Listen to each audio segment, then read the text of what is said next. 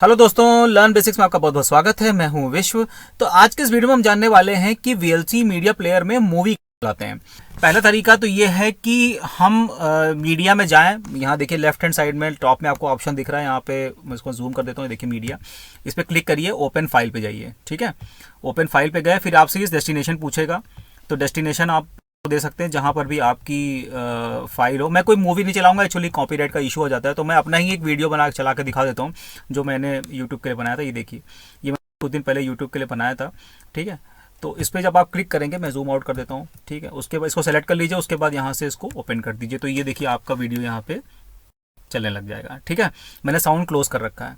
ठीक है, तो ये वीडियो आपका यहाँ से चलने लगे। पहला तरीका तो ये हुआ।